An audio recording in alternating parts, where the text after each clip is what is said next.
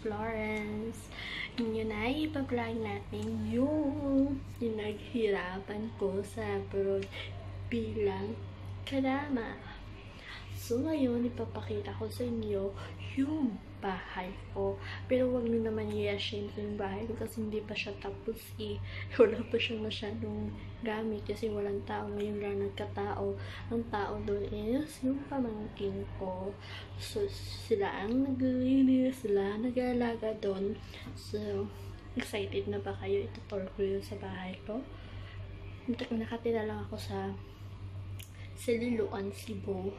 So, subdivision po siya. Hindi siya bonggang-bongga subdivision.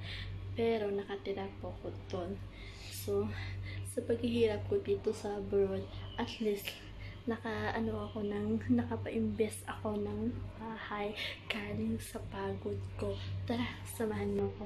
Tutor na kayo. Excited na ba kayo? Tara na, samahan mo ako.